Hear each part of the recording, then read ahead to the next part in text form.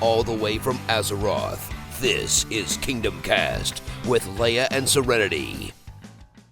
Happy March, EK. I'm Leia. And I'm Serenity, and this is Kingdomcast. We had a small little break in February, but we're back. So, what did you do for Valentine's Day? I went to work. You worked? Yeah, that's all we did. Like, we both had to work. Did you do anything fun or get anything cool for Kush? No, I'm trying to think what I got her. Well, it was funny because we did it early. We did it a day early. Okay. Did you go out to eat? Yes, we went out to Panda Express. Oh, nice. We don't have one near us. I think the closest is like an hour away. Like, Panda Express is good, but like, I don't think Panda Express warrants driving an hour. So, It's not a date night thing, but Yeah. it's okay. We made it work. And then we came home and we're like, you know what? It's 10 o'clock at night. It's 2 hours to Valentine's Day. You know what? Screw it. Let's just do it now. So I got my stuff first, and she brought this big giant bag, and it had inside was a giant plush taco. what? A giant plush taco. I didn't know such a thing existed. And on the front it says, "Let's taco about love." Oh my god, that's so corny. I feel I like that's like know. something that's like a Candaria stuffed animal. Oh yeah. Oh yeah. Wow. That's So- awesome. Yep. So mine wasn't actually too different. I gave her a bouquet of kittens. You bought her kittens? A bouquet of kittens. Plush kittens. Oh, okay. Oh, that's cute. Aw. It was 12 stemmed cats. Aw, that's adorable. And then I got her a Pokemon purse. Seriously? I didn't know such things existed. Oh yeah. And she loves Wow. it. She's happy. So there you go. Well, good. Happy wife, happy life, right? Exactly. Gotta keep Kush happy. We didn't go out to eat till later on, just because we feel like trying to do it on Valentine's Day is kind of dumb. Well, yeah. Just because everyone else is out, and I just don't want to like be around all those people. But he sent me flowers and a teddy bear to my office. He's been sending me teddy bears since before our first like official date. Aw. So he sent me a 3-foot tall teddy bear a few years ago. Nice. It's currently still at my parents' house because there's really like, I'm like, where do we put that right now? We don't have a kid right now, so it'd be kind of weird. Like, Mhm. why do you have a 3-foot teddy bear sitting in your house? But yeah. So But I hey, think I mean, that's a thought that counts. he's got me a stuffed penguin before too, so I think I'm at like number like 6 or 7 of stuffed animals that he's bought me. So That's okay. you wouldn't know I'm 32. So I got him this really cool like not Wi-Fi, like Bluetooth speaker, and it was a really nice one. It wasn't like a Beats one because that's overpriced, but yeah, it was pretty cool. So that's what I did for him. But Nice. yeah, we had fun. So I was super disappointed though that they didn't really change anything about the Valentine's Day event in game. Like I feel like it's kind of getting stale, Yeah, I didn't do Like- much with it. because they didn't done anything new. Like put a new mountain, put a new pet in, like do something a little different. Like they at least added like more things for Halloween. I Sure. just feel like there's like I think Blizzard needs to stop being so stale with their events. Like you need to freshen them up, especially people who've been around since the beginning. Like we're tired of the same crap. Like give us something new. Like I'm not gonna do I don't bother doing them anymore. Like even though I don't have the one mount, it's just so boring to me now because I've done them every year. The mount doesn't exist. Let's be honest here. No, well, doesn't neither does drop. the headless horseman mount because I've never Exactly. gotten that in all my years. So Yep, they, yep. they might exist, just not in like my world. Yeah, pretty much. In my little sliver of Azeroth, those mounts don't exist. Right. What can you do? Nothing apparently. Blizzard hates me. So we actually have a new raid team that just started. We're going to be talking to the team lead of that raid team later on, but it's called Battalion. They're running Sundays, Wednesdays, Thursdays from 9 p.m. to 12 a.m. server. Their team lead is Candaria, formerly of Uh-oh. Imperium. Yeah, so congratulations to Candaria. I think you're going to do a fantastic job. If you don't know who Candaria is, he actually runs a lot of the community coordination events. He has a lot of fun runs that he did. Probably going to have to scale back on that because there's a lot more responsibility being a team lead, but super exciting. I'm kind of disappointed though. The team's not Team Punishers. But the problem is like P team's already taken. Like I said that I think that Candaria should have offered Alessandra like 1 million gold to change Pantheon's name. See, and then you could have Punishers. I mean, it's not like he has a lot of puns or anything. Yeah. And like then Pantheon has 1 million gold in their raid bank. It's a win-win. Too late now. Yeah, so but I'm really excited for them, and a shout out to Viragosa. He's actually ironically on Pantheon, and he made he made Battalion's logo. So a shout out to him. He is on the social media team. He does a lot of the design work, any kind of logos that you see on Facebook announcing grades and like the banners on Facebook and Twitter and YouTube. He designed all YouTube. that. So he took you to get yours. But you know what? That's okay. He did a good job. That's all I care. Sorry, he just likes me better. Oh, well, who doesn't? Aw, Kush. Okay, me. What else is going on?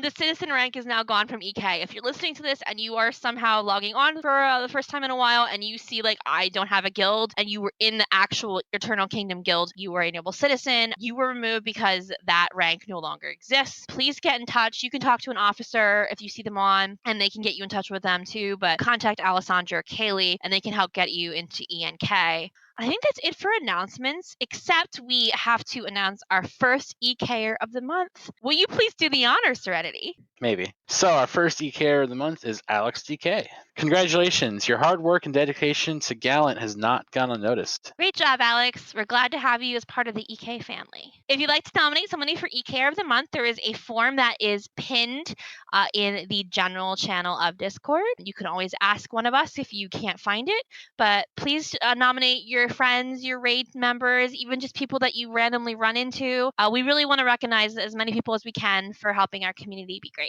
Stay tuned. Up next, we're going to be talking to Zosima, the team lead of Titan.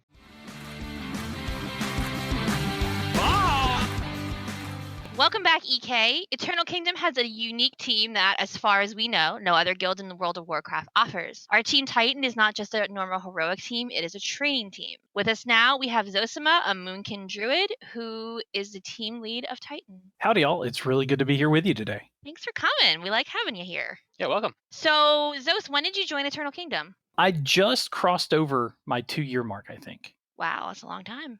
You know, it feels like it was just the other day. You know, when you start thinking about the time that you've been here, you're like, how do you fit like all that in? Because I haven't really been here that long. And then you realize, no, it's been a couple years. Weren't you on Onslaught before you took over Titan? I was a founding member. It was originally Outlaw, actually. And we renamed it Onslaught. I was the first outside recruit for that team. We were the first East Coast Mythic progression team. Nice. I was brought in to be the range lead, and then I became the recruiter. And then at the end of Draenor, I swapped spots with a guy who was running Titan, and he took my spot on Onslaught, and I took his spot on Titan. Okay. Not bad. So how did you end up in EK? That's a really roundabout story. So for years, I had run my own guild over on Hyjal, and the guild kind of took a break. We'd been doing it at that point for about 8 years, and we thought, you know, let's just all go play some other games. Let's do some stuff in real life. We were actually traveling and meeting each other in person. And then, as everyone does, you know, you leave WoW, but you always come back. And so we'd started drifting back to into the game, and some of the guys had moved to Proudmoore, so I was like, okay, I'll just hop over to Proudmoore. And we were in this guild that was a very social guild. They tried to raid, but it wasn't their focus. They were definitely a social guild. And I ran into a friend of mine who was in EK, who I knew from Diablo, and he's like, hey, what are you doing? Like, you need to be back with raiders. You can't just hang out in a social guild. I'm in this like giant guild. I know it's kind of scary, but they're really cool. They're actually starting an East Coast team, and you need to get in on that. And so I found out about the guild. I thought it was amazing, all the stuff that was going on, and I threw in my application. Awesome. You mentioned that you swapped places with the former team lead of Titan. Was Titan always a training team? The original idea of Titan was to make it a training team. So DJ had started it, but it didn't quite get there for a few reasons. And so as we were nearing the end of the expansion, DJ was really wanting to get back into progression rating. He was missing that, really wanted to focus that direction. So since I was coming in new and fresh, and it was a new name, and it was a new face in front of the team, it was a good time to kind of force it to be that training team that he had designed. And I was able to take kind of his original idea, the things I wanted to do with it, and then I had a cadre of coaches around me that were ready to teach specific things, and then so we could instantly flip the team and kind of make it what DJ had envisioned. Is he still in the guild? I don't know. I know he stopped progression rating, and I kind of lost touch with him, so I don't know if he's still here and not rating, or if he's kind of gone a different direction. So how exactly does Titan work? Yeah, so Titan's a lot different than most teams. Even if you think of like starter teams, like those of us who've been playing the game for a long time, kind of came through this progression system of guilds. Like you start a guild, or you join in with a guild, and you kind of play until you get kind of better than the group, and then you find a team that's a little better, and you move to that, and then you move to that. And what makes that hard is when you do that, you leave all of your friends behind. And it pairs in with what Zate's goal of EK as a whole is. You can move up or down the intensity level and not have to leave your community. And EK does it really good on the top end. On the lower end, however, there's this really big barrier to entry where you're expected to have a set of skills before you can, get on to even a heroic progression team. People expect you to have, just knowledge of your class, but also how raiding works and how your class fits in with other classes. How to be a good raider. And that's not taught real well in the game. Like you kind of have to figure it out through trial and error and fail and success over a long time. What Titan does is it bridges that gap. So you can go from, I think raiding looks really interesting and I have no idea how it works. We pick you up there and can take you all the way to, I'm ready to go to Mythic progression rating or anything in between. We'll bring someone up. If they're super new, we'll explain how rating works, what rating is. Some people don't even, really understand that. Oh, wow. I didn't know that. Yeah. I mean, we forget sometimes, I think, because we're so focused on rating. And raiders in this game are hyper focused on rating. And so we forget that even today, with as much as we've added LFR and normal modes and all this, rating is still a giant minority of the WoW community. It's true. And so there's a lot of people who hear about raiding. Maybe they see the mounts that come from it, but they have no idea how it works. And honestly, like LFR really doesn't teach you how to raid. LFR teaches you how not to raid. It does. It sets up really bad habits, right? So if you go to a progression team with LFR skills, it's going to be a bad day for everyone. So we take those people and explain what raiding is, and they still think that sounds cool, and they like the idea of playing together and have a group coming together, laser focused on doing this one thing and killing internet dragons. Then we teach them how to do that. And we'll start with fixing their UI. One of the first players we had on Titan didn't know you could unlock your action bar and move your abilities around or turn on like the extra action bars. Oh my gosh. So their abilities were in the order that Blizzard gave them to them as they leveled. Ouch. And they only had that first 10 because all the others were in their spell book because there weren't extra action bars for them to fit on. And they're like, because we would talk about abilities and we're like, hey, you're not using this ability. This is really important for what you do. And they're like, how do I fit that on? Do I have to open this book and click on it? And we're like, so we got them to take a screenshot, show us kind of what they had. And then we walked them through how to set up their UI to help with rating and explain some of those basics, like turning on your extra action buttons and moving stuff around. So we have folks that we even teach, to keybind, that they've been clicking their buttons because they just didn't know there was any other way. Sometimes it's just a simple knowledge gap, and then they become really, really competent raiders when you just kind of teach them the basics of the game. Oh, absolutely. There's some people who have a lot of skill. They just have to know how to do that kind of stuff. It is. The game doesn't teach you how to play in a group. It doesn't teach you how to raid. There's no organic way in the game to take that step from, 5-man dungeons to raiding. And so we hope to fill that gap. And then for we also take the other side of it. If you like raiding, you know what raiding's about, but you just want to be a lot better at it. You want to get into progression raiding, not just coming along having fun, which is there's nothing wrong with that. But when you want to get better and you want to make that a hobby, your hobby becomes raiding. So you want to be good at it. You want to learn about it. We can teach that too, and teach you how to, use logs and use meters to not just say, oh, I was top of the damage meter, but to help look at what your spell usage is and how much damage are you taking from what and how much movement are you doing. And so we try to teach those skills in the idea that we want you to be a good raider. So we teach you the things that raiders need to know and how to assess your play as it relates to raiding. So that's the goal. There are people who are even on Mythic teams who still don't know how to read logs correctly. There are. I think every team should kind of help their players out with that. Not just a training team. Some people just don't know how to read them well. Or they were on a team where they didn't have to read them. There was someone that analyzed them for them. I mean, it's a good skill to have. It is. It's a very important skill to have. And I think all raiders should do that. Even if you're playing at a really, and I apologize for using the term casual because that doesn't mean anything. But if you're playing at a fairly casual way in the game, you should still at least know how how to do that, even if you don't do it all the time, you should have a general idea how it works. And it's not difficult. I mean, it seems that way, but it's not. Kira over at Warcraft Logs has done a great job of presenting this information, but in a way that's usable. You don't have to have, a PhD in analytics to be able to use that site. Yeah, it is. It is really user friendly. So, what are the requirements to join Titan? So Titan is the only team that I'm at least aware of where we don't really have a bottom end requirement, but we do have a top end requirement. So you can be too good to come to Titan, because what we don't want Titan to become is a carry team where we bring a lot of like crazy OMG over the top DPS.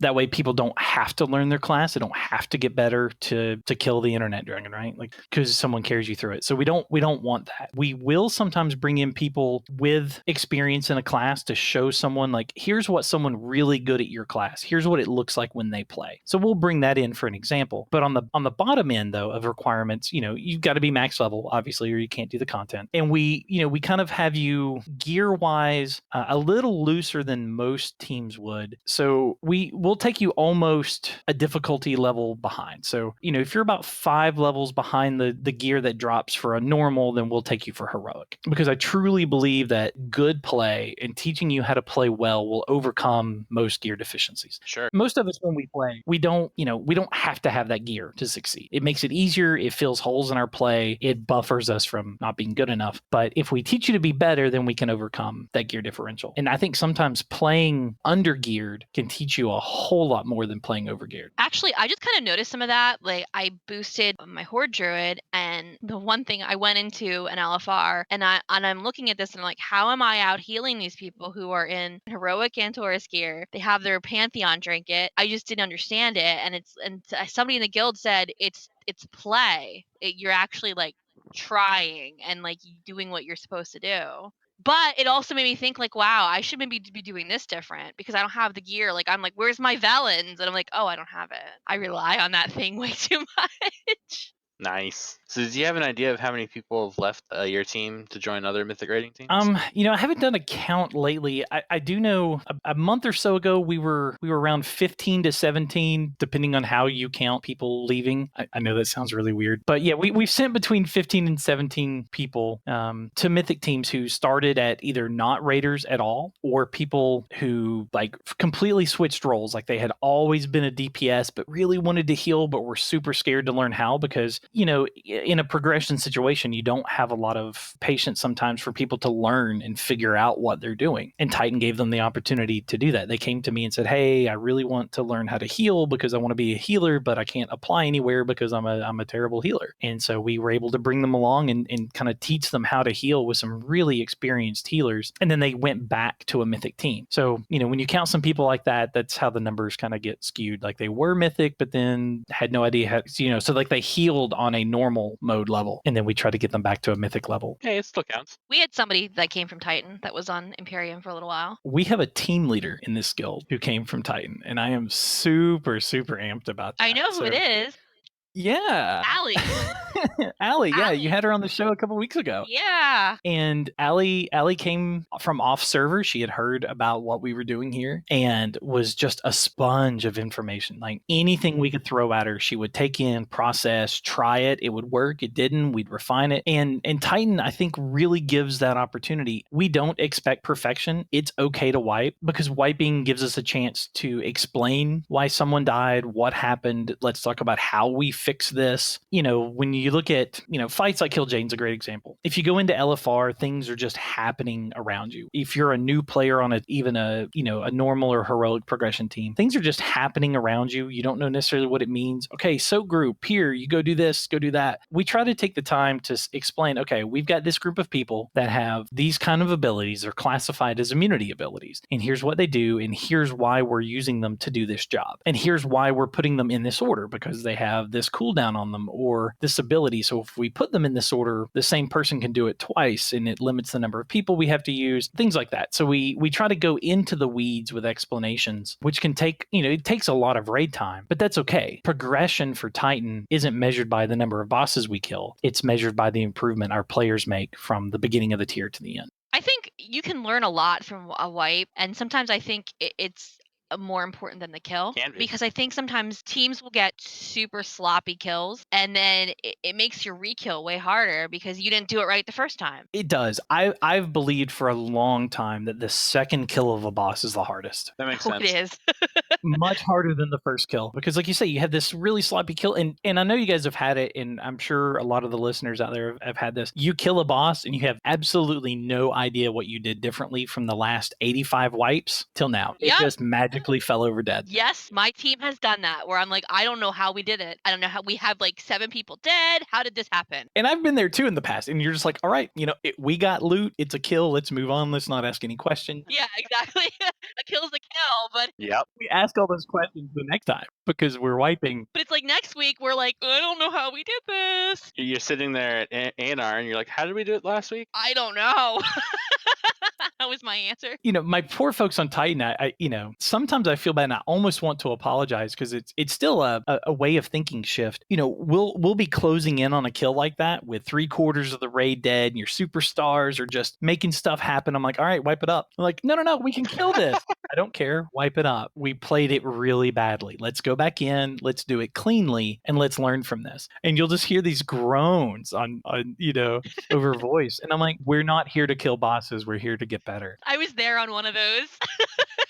It's awful, isn't it? It's really hard to do that because we've been so trained to take the kill however you can get it, but then it pays dividends down the road. And so if I can teach people how to play, and most of us know, we've been playing this game for a long time, a lot of us. There's only so many new mechanics. And so once you learn base level mechanics, you can spread, you can collapse, you can pair up, you can split from someone, you can spread a debuff, you can isolate yourself to avoid spreading that debuff. There's only so many core mechanics. So you teach people how to deal with that core, and then all the fights can naturally happen. We laughed a lot, when we used to explain fights back in my old guild. It would be like, okay, phase 1 is basically phase 2 of Leotheres the Blind. Then we're going to transition into phase 2, which is really like phase 3 of Dragon Soul. And then we're going to move, because things just get recycled around because that's just how the game works. And so that's been one of my goals with Titan. I don't want to teach you how to do a fight. I want to teach you how to do mechanics. And then you can use that mechanic on any fight that uses it. Yeah. Well, mechanics are the hardest part. It's the most important part. Yeah, once you know them, you can deal with them. And that's it. Because again, my goal is to not have a strong team. My goal is to make a strong player and then send you to someone else's team to make their team strong. I laugh about, this is the only team I've ever been a part of that if I do my job right, everyone quits. Wow. That's one way to look at it. We were sitting in an officer meeting, and it was early in the expansion, and people talking about roster issues because there's always roster issues. And they were saying, we're having such a hard time. And I'm sitting here thinking, gosh, my problem is I haven't kicked enough people off my team this month. Like such a difference in priorities, and it's been good. Do you let other teams know, like, hey, this person's looking for a mythic team? I do. It's kind of nice to hand massage that process a little bit because applying to a team is hard and scary and weird, right? Like we're doing applications to play a video game, but it's a hobby we take seriously, and it's okay to do that. When you look at remote controlled airplane clubs, you fill out an application to join them. If you join a fraternal organization, you're effectively filling out an application to join that group. And I think applications are okay. They're a part of figuring out if someone's a right fit. The nice thing about Titan is I've played with this person for an extended period of time, and some people, I've logged 10, 12 hours one-on-one time working on rotations, on UI, on log analysis, on gearing, on how to use SimCraft. Like, I run a how to use SimCraft class, and they'll come to me. It's like, hey, I really want something more. This is getting kind of boring. And perfect. Awesome. That's what I want to hear. And so then we start talking about how serious do you want to be? And I look at their performance and how fast they've improved. And then I can go to some team leads and say, hey, I see you're looking for this. I've got this guy. He's already in guild. Here's his logs. Here's what I think about him. And I kind of get to sell the idea of this person playing for them directly to a team lead or to a recruiter, and then, help them in that process. I still make them apply. I still make them go through that process because part of being a raider is learning how to apply to a raid team. That's an important skill too. too, and that kind of how to sell yourself. WoW, I think, has in any video game culture community, we can reach into the real world benefits. We have people who've never had to do that. We have some young players who are in college, for example. They're college age players and they've decided they want to go mythic and they're going to apply. They've never applied to anything in their life. Yeah, it's true. Anything. They've never applied for a job. They've never, because they're just not at that age yet. And so, you kind of get that chance to coach them on some useful life skills. I mean, if you apply to a WoW raid correctly, you can use those same skills in building your resume and presenting yourself to a company. And I think that's a wonderful opportunity. Gaming culture is more than just killing internet dragons. There's real life implications. I remember Zate said, gosh, this is probably like a year ago, but I remember him saying, I think it was in an all guild meeting, where some of these things are things that you could actually consider putting on your resume, like things that you've done for the guild. Oh, I wish. Oh, I so wish. I would love to see a culture shift in the US. They do this in South Korea. South Koreans will actually put their internet resume on their real world job resume because these are skills. The taxpayer paid a lot of money to teach me about leadership. I come from an army background, and the skill set of being in a community in a video game, the structure that goes around, especially when you move into leadership and how all of those things work. And I would love to have that conversation sometime. These are real world benefits in the job world. I would love to hire someone who had run a successful competitive WoW guild, because even with all the skills that other people bring to the table, I convinced 25 other people to show up at the same time every day to do this thing that I told you to do and to be motivated about it without paying you. When you look at other jobs, you have money that you can hang over someone's head. If you don't do this job, I fire you. You lose your money and you do all these crazy things. In WoW, we don't have that. There's a few super top end teams, who are sponsored, and there's that culture of pride and the idea you're who you are and you're here, and okay, you perform or we kick you out of this community and you become nobody again. The rest of us don't have that option. So we have to make the game engaging and satisfying and still fun. I think that's the number one thing most WoW leaders of whatever level have to remember is you guys are trusting your entertainment time, your decompression time, your hobby to us. And if we don't do a good job with it, you have an unhappy recreation time. And that's sad because now you got to go back to work and you've not had a good time while you were resting.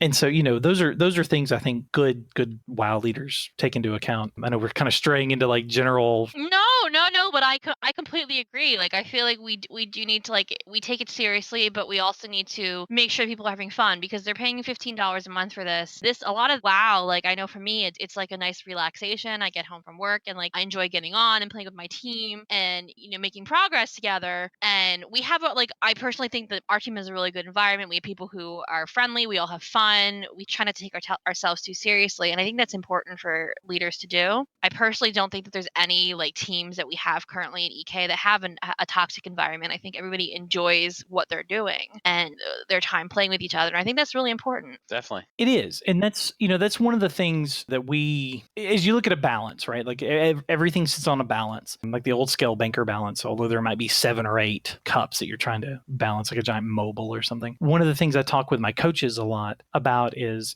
finding that balance between being instructive and being critical of people without being harsh or without dissuading them from wanting to do this. And we'll be honest with people. There are some people that have left the team because they weren't cut out for WoW raiding. They either didn't have the attention span. One of them, unfortunately, their computer just won't play WoW. And playing by PowerPoint is really difficult. On a toaster?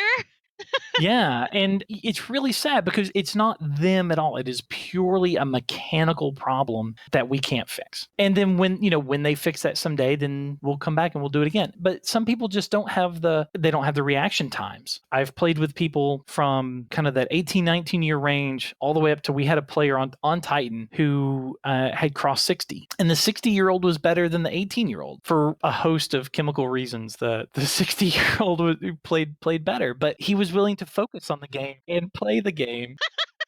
and our young buck was not. So it's important to meet people where they are, and sometimes you just tell them, hey, look, if you want to do this, you totally can. But the way you're playing now, you're degrading the play experience for other people, and we just can't have that. So I'm sorry, this time you have to step aside. Sometimes I find people who have been like really amazing that I played with 10 years ago, their reaction times have just slowed down, with age, and it's just they're just not the player they used to be. I see that in myself, and it You're sucks. so old, Zos.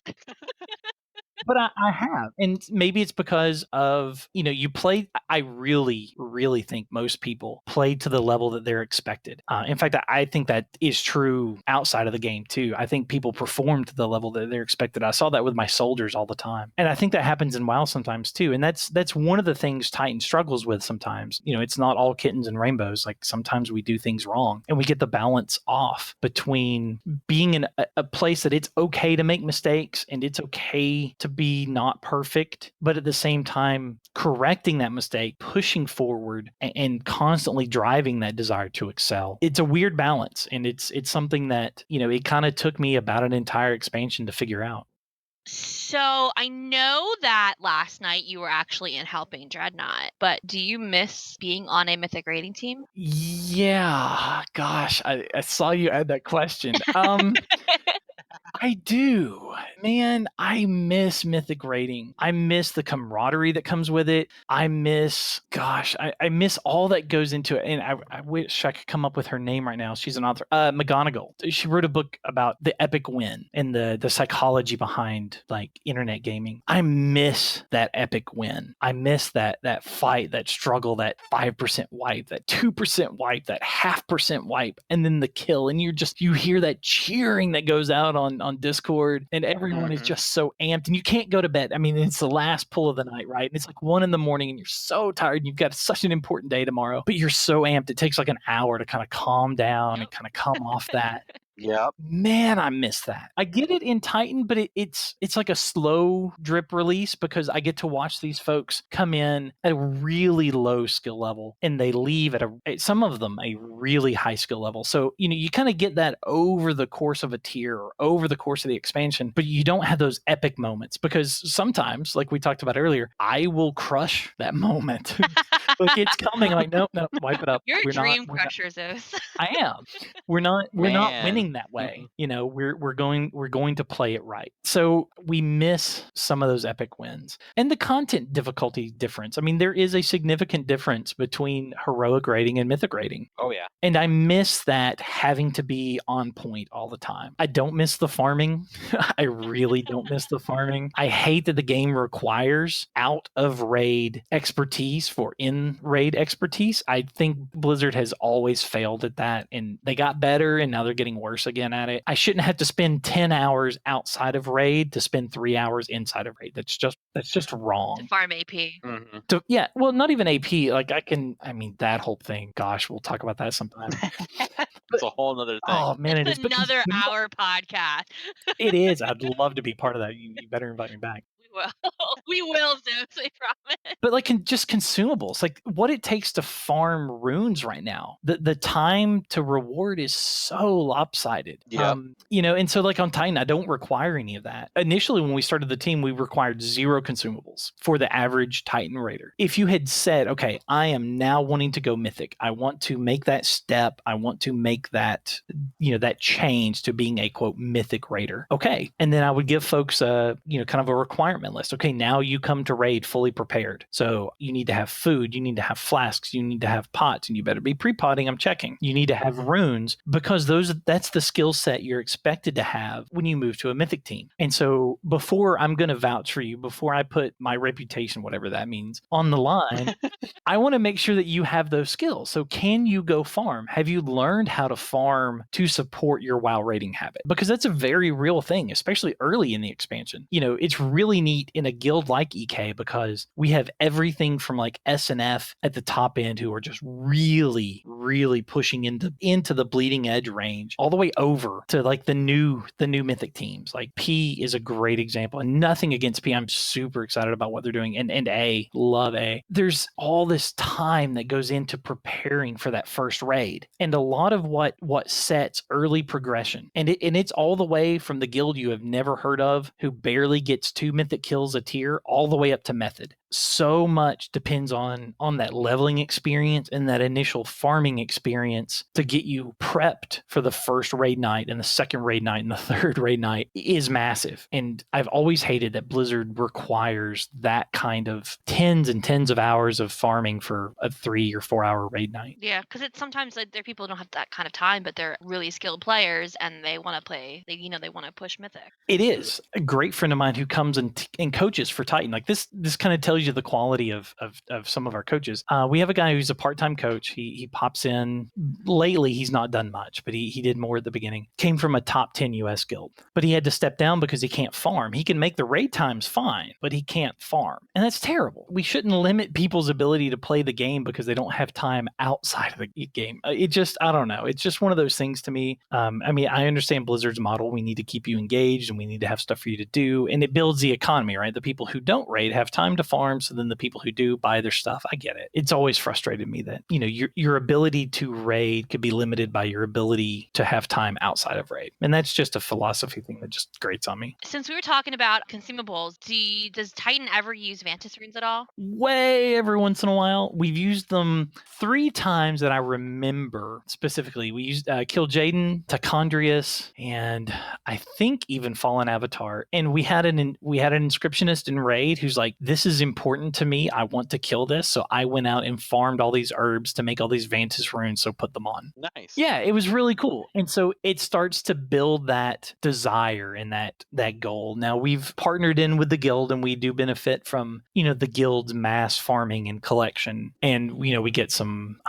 cauldrons and some feasts that way. And we were doing that beforehand internally before the guild was kind of doing it. But that was only because we had people who really like doing that kind of thing. And, when you build a raid team, it's important to find people like that who enjoy farming, who enjoy providing, who enjoy the support aspect of a raid team, which is really important. You can't overlook that. And so I was like, okay, if you guys want to manage this, if you want to do that, that's fine. I'm not going to get in your way, but as the team lead and the raid lead, I'm not going to manage that because it's just not what's important to Titan right now. And so it gave them a growth opportunity. They started there on Titan, doing it for Titan, doing it for the team, and now they're in charge of doing it for the guild. And so it's kind of neat to see that kind of progression. Jess! Yeah, you'll probably, I have a feeling you're going to hear from them soon. As a fellow druid, I feel like it's super important for me to ask you this. Night Elf or Worgen? I'm insulted that that's even a question. Night Elf is the only acceptable answer, but thank you. And let me answer the question. So, in my limited media training in the world, I was taught don't answer the question that was asked, answer the question that you wanted to be asked. So while you asked about Night Elf or Worgen, let me really deal with the real question, which is Moonkin form or Celestial form. And Moonkin form is the only acceptable answer. If you are not a fluffy chicken beast, then you're not a Moonkin. You should not be a Moonkin. You're a simple balanced druid. You're not a Moonkin. I have a story about that. We had somebody who thought that they didn't realize they weren't in Moonkin form because of that. And we were on Avatar, and they're like, "Why is my DPS crap?" And like 3 polls later, they realized, "Oh, I'm not in Moonkin form." That is fantastic. That's that's a hot garbage mess right there. Moonkin form is one of those funny things. And okay, here we go. We're gonna wax on Zos's philosophy on the game. I warned you this would happen. I warned you my soapbox would come out. It's okay. Let's do it. There's a few things, and this gives you an idea into Zos. Like you'll notice, I have only called it Moonkin. Boomkin grates on my everlast nerve, and I even can tell you why. I didn't know that. I call it that one. Even worse, Boomy. When I hear people say Boomy, I just write you off. Like you are dead to me. I don't care. There used to be a team lead in the guild, and he's like, "Oh, how's your Boomy doing?" And I would just never respond to him. I would wait till the next day before I answered. I'm like, if you call me Boomy, you're done for the day. I don't address you for the day. And it's ridiculous. I know, but it's one of those things. I can deal with crit chicken. Back from the old days of back in BC when we gave buffs by being standing near us gave you a buff because we were so bad. That was the only way you would bring us to things. That is true. And I get that, I understand. But man, that is just one of those silly things in the game. It's like the stone that you use to recall your tune to a saved location. The Hearthstone? Thank you. It is a hearthstone, right? Because it brings you back to the hearth of the inn. Yeah. It is not a hearthstone.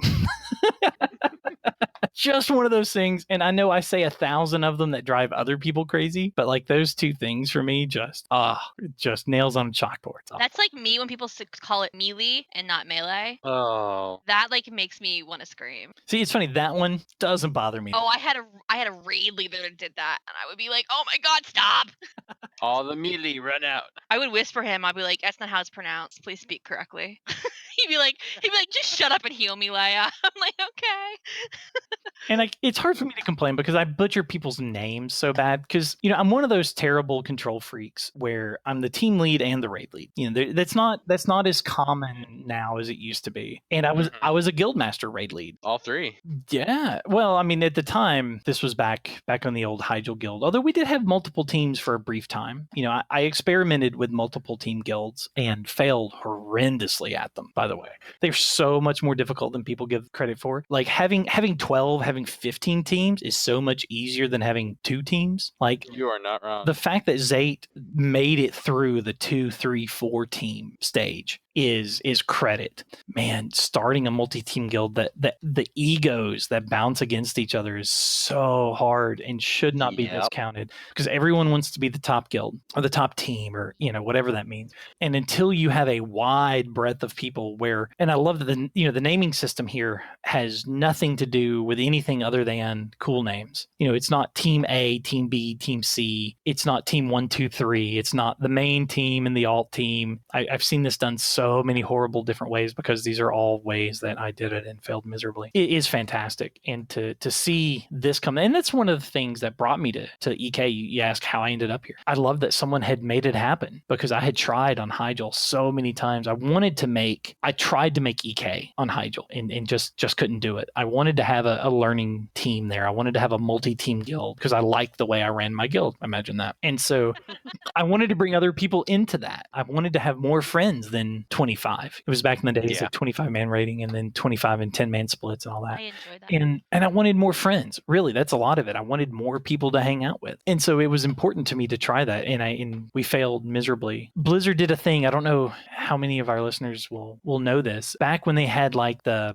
welcome guilds. So you would join WoW, you're a new player, and it would recommend you to a server. Yep. And on that server were guilds that were recommended to you. And when you joined that, you would go to that guild and they would teach you how to play the game. They would make sure you were leveling okay. They would get you into dungeons. They would just explain the game because Blizzard does a really terrible job at it. So they were basically contracting these players in these guilds to do that. And I tried to get into that system and no one from Hyjal was selected. And we failed miserably at that. And, so I've wanted this type of system, for a very long time because, and it goes back to this player. Her name was City, S-I-T-I. And City was a raider at the time, had run a really strong guild in vanilla. And that says something. And I was doing my very first character, which was this druid, by the way. It had a different name at the time, but this is my first character. I was doing the death run through Wetlands because I'd leveled, and had come across to the mainland, and you had to make this terrible run to Ironforge. Like it's horrible. So you're like crocodiles are eating you all the time. Your load screen, stay on the roads. It's safer. That's a lie. Yeah, the roads are not safer. especially not in the wetlands. No, and I was dying, and it was horrible. And so I'm running along, and I'm being Starets was my name at the time. So little cool Starets druid is running around, and I'm trying to like multi-shift and sprint away and not die, and I'm loving it. I'm having the greatest time. Did it work? And no. So then out of like nowhere, like the clouds parted, and in comes this priest who is just nuking stuff. Boom, boom, boom. Like drops a heal on me. I'm back alive, kills everything around me. Is his name Nover? No, it's not. This was actually not how I met Nover. Like the Nover origination story or something. No. And so I'm like, wow, and I whisper this person, I'm like, wow, that's amazing. Like I'd never seen anything like this. My first character, right? I had no attachment to the game from anyone else. And they're like, well, why don't I run? Where are you going? What are you doing? And so I try to explain. They're like, well, here, let me just kind of clear a path for you. And so she's like healing me and showing me how to go and little shortcuts and escorts me all the way to Ironforge to the quest giver. And then it's like, hey, you're not in a guild. Do you know what guilds are? And I had been in one, and it was horrible. It was a terrible experience. It was the, oh, you're not in a guild, join this guild kind of thing, because you're standing in a capital city and you get that invite, right? That first invite. Yeah. And it was terrible. Oh my God, it's horrible. And so she brings me into this guild who I'm still involved with today. I still go back and help them raid some, and they're the coolest people in the world. So shout out to Freebooters on Hyjal, the only guild with their own drinking song. We're working Seriously, on it.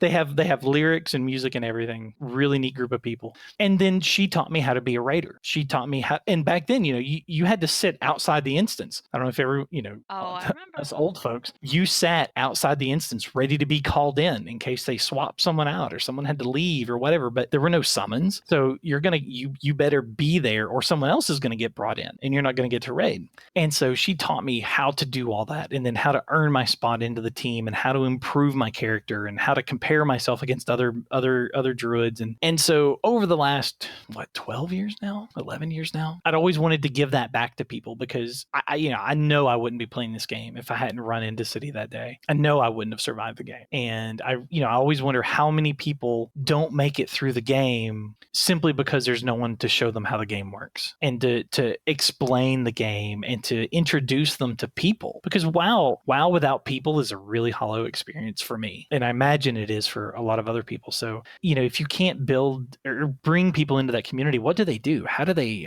get through that? It's a terrible case of leave a community till you find what fits. And so I always wanted to give that back. And so the idea that if I've helped even one person like City helped me, then so be it. But no, that's not how I met Nover. I just figured like this was the Nover origination story. Like the parts clouded and Nover came down and was like, I shall save you.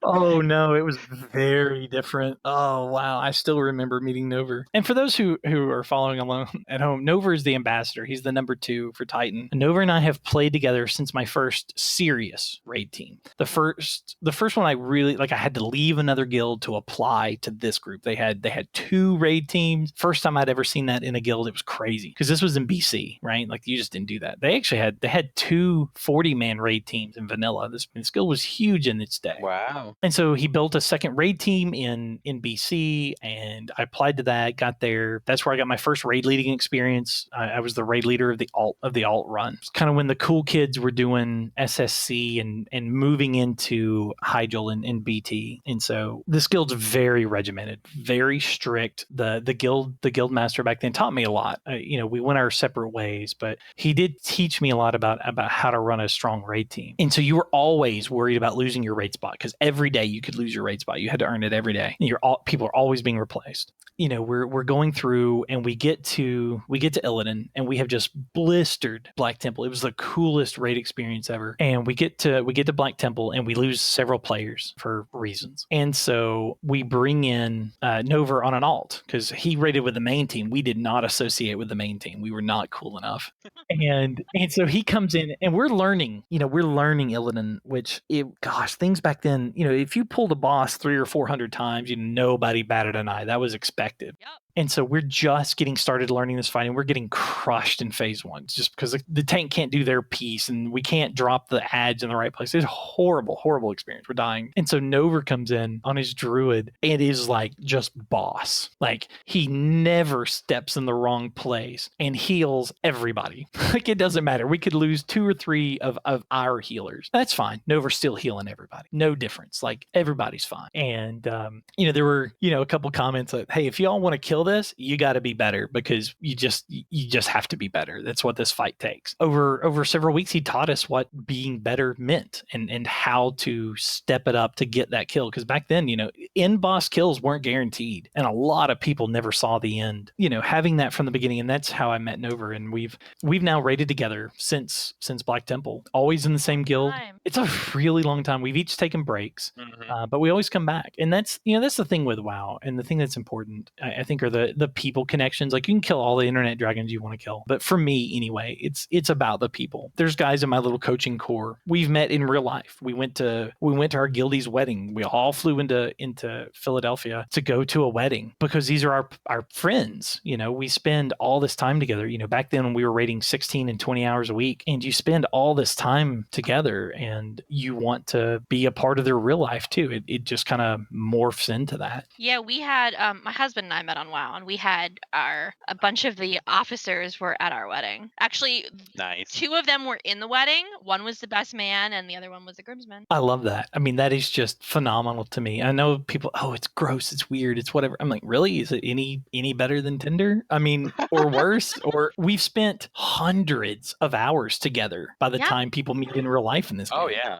I know things about these people their family don't know, Serenity met his wife he met Kush on WoW too. I did. We didn't go all fancy and have officers at our wedding, but hey, And we go up and we see them once a year at least. Like they live up or they come down here. So they're not that far. They live in New York. So yeah. Yeah, that's super. I mean, and the multiculturalism of WoW has been super important to me. When I look between like my old guild that I ran and then Titan now and EK, the people I've directly interacted with, and I know like there's so many more people, but directly interacted all over the US, just all over the US. Several Canadians, both French Canadians and non-French Canadians. Sorry, John. And, Brazilians, Portuguese, a Chilean, a Mongolian, Australian, a number of Russians, 2 Australians, one of which from Tasmania, every religion you can think of, every political spectrum you can think of, but we can still come together to do this thing. And I think that is just so cool and so amazing that through language barriers, we have a player on Titan who's deaf, hard of hearing. We have one on Imperium who actually is deaf, and he has something that lets him hear us. I used to have a healing lead who was mute. Oh, wow. And so she had pre-planned macros that had instructions to the healing team. She would hit the macros at the appropriate time in the fight and issue instructions that way. And then we did more prep work on the front side because it's hard to call audibles if you can't speak. So let's plan the fight better. And all those things are so great. People ask, is Discord required? Yes, if you're able. If you're not able, we'll work around it. Discord isn't or any voice program isn't the end all be all. If you're willing to do the extra work it takes, then sure, come on. We can make this happen. And it's important, I think, to focus more on the common ground than the differences. And I think gamers understand that, sports players understand that kind of more than general society, that you're so much more than the sum of the parts. And that's such a horrible cliche and it's terrible. Like just mathematically it doesn't work. It can't be more than the sum. But we're so much stronger for having all these different people with different points of view and different ideas and different ways of approaching a problem. Like I will be stuck. I cannot explain this fight and cannot solve whatever personnel issue we're having on the team or in the old guild or whatever. And somebody else is like, oh, well, here, let me talk to it, because they come from a different background. They come from a different perspective. They come from their own experiences are different. And I think that just makes a better, stronger team in guild. No, I completely agree. Well, thanks so much, Zos. This is fantastic. I thank you for having me. I really, really like what Titan is. I love that EK can support such a thing. And it is hard to support. It's not easy on the guild to have Titan. A lot of people had to make a lot of conscious decisions to have this team. I love that we have that. And I love that the teams embrace it and that folks, it doesn't do us any good to have the team if no one will hire them to go to their progression team. And people do that. I will always be grateful that Eternal Eternal Kingdom as a whole embraces that and wants to grow raiding in the WoW community. It's just incredible. Oh, absolutely. I think it is incredibly helpful. And like I said, we had someone come from your team, and it's nice to know that you're getting someone who already knows how EK works and they already know how rating works.